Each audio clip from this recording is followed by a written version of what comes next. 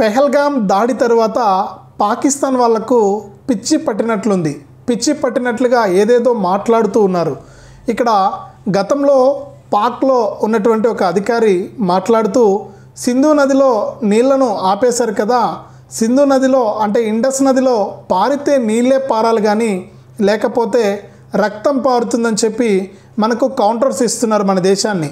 అంటే ఇప్పటికీ కూడా మనకు వాళ్ళలో కొంచెం కూడా పశ్చాత్తాపం లేకుండా బహిరంగంగానే మన భారతదేశాన్ని రెచ్చగొడుతూ ఉన్నారు. ఈ పెహల్గామ్ దాడి తర్వాత అమాయకులైనటువంటి ఎంతోమంది అంటే దాదాపు 26 మందిని కోల్పోవడం జరిగింది మన దేశం. మనం కూడా భారత పౌరులుగా ఎంతో కూడా ఈ అంశం పట్ల బాధపడుతూ ఉంటే ఇక్కడ పాకిస్తాన్ ఇప్పటికీ కూడా మనకు రెచ్చగొట్టే వ్యాఖ్యలను అయితే చేస్తుంది. ఇక పాకిస్తాన్ మంత్రులు కూడా మనకు డిబేట్లో పాల్గొంటూ వాళ్ళు అక్కడ ఉన్నటువంటి అనుకూలమైనటువంటి మీడియాస్లో మాట్లాడుతూ కూడా భారతదేశానికి సంబంధించిన అంశాలపైన వారు రెచ్చగొట్టే వ్యాఖ్యలు అయితే చేస్తూ ఉన్నారు. ఇక మనం ఊరుకునేది లేదని చెప్పి మన ప్రధాని మోదీ గారు ఇప్పటికే మనకు అల్టిమేటం జారీ చేశారు. ఇప్పటికే ఎక్కడికక్కడ ఉగ్రవాదుల ఇళ్లను కూల్చివేయడమే కాకుండా ఎక్కడెక్కడ నక్కి ఉన్నారో ఇలాంటి వారందరినీ కూడా బయటికి తీయడానికి మన భారతదేశ సైనికులైతే పోరాడుతూ ఉన్నారు. మరి మోడీ గారు గేమ్ అయితే స్టార్ట్ చేశారు. మరి గేమ్లో మనమే గెలుస్తాం.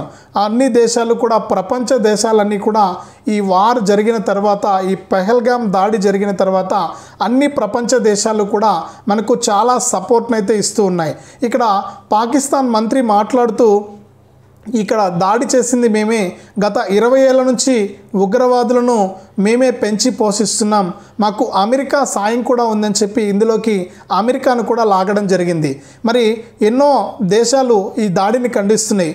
పాకిస్తాన్కు సపోర్ట్ చేసేటువంటి దేశాలు కూడా మన భారతదేశం పైన అమాయకులైనటువంటి టూరిస్టులను మనకు ఇక్కడ దాడి చేయడంతో ప్రపంచ దేశాలన్నీ కూడా అంటే పాకిస్తాన్కు సపోర్ట్ చేసే దేశాలు కూడా ఇక్కడ మన దేశానికి సపోర్ట్ చేస్తున్నాయి. దీనిని ఆసరాగా చేసుకుని మన దేశంలో ఉన్నటువంటి 140 కోట్ల మంది భారతీయుల రక్తం మరిగిపోతుంది. మరి ఇక్కడ ఖచ్చితంగా మనము దాడికి ప్రతిదాడి చేయాల్సిన అవసరం ఉందని చెప్పి ప్రధాని మోదీ గారు మన్ కీ బాత్ కార్యక్రమంలో కూడా మాట్లాడుతూ ఆయన చెప్పడం జరిగింది. మరి ఖచ్చితంగా ఇక్కడ మనకు ఈ సింధు జలాల్ని ఆపివేయడంతో అక్కడ ఇప్పటికే ఆ దేశంలో ఉన్నటువంటి అంటే పాకిస్తాన్ దేశంలో ఉన్నటువంటి ప్రజలు ఇబ్బంది పడుతూ ఉన్నారు. మరి వాళ్ళు ఈ ప్రభుత్వం ఎలాంటిది, అక్కడ ఉన్నటువంటి పాకిస్తాన్ సైనికులు ఎలాంటి వారు, అక్కడ పాకిస్తాన్లో ఉన్నటువంటి ఈ ఏవైతే మనకు ఈ ఉగ్రవాదులు ఉన్నారో వాళ్ళు ఎలాంటి వారు అని చెప్పేసి వాళ్ళు తెలుసుకోవాలి. తెలుసుకొని ప్రభుత్వం పైన తిరగబడితేనే పాకిస్తాన్ కొద్దిగా డౌన్ అవుతుంది, లేకపోతే అక్కడ ప్రజలు ఇబ్బంది పడాల్సి వస్తుంది. మరి ఈ ఇండస్ నది నీళ్లు కనుక వెళ్ళకపోతే వారికి చాలా ఇబ్బందులు వస్తాయి. ఇప్పటికే చుక్క నీరు లేక మనకు ఇబ్బంది పడుతూ ఉన్నారు. అలాగే మెడికల్ ఎమర్జెన్సీ, మన భారతదేశం నుంచి అనేక మందులు పాకిస్తాన్కి వెళ్తాయి. మరి అక్కడ మెడికల్ ఎమర్జెన్సీ కూడా వచ్చే అవకాశం అయితే ఉంది. మరి ఇన్ని ఉన్నాయి. మరి మన భారతదేశం పాకిస్తాన్ పైన యుద్ధం చేయాల్సిన అవసరం లేదు. ఇలాంటివి చేస్తే చాలు పాకిస్తాన్ ఎక్కడికో వెళ్ళిపోతుంది.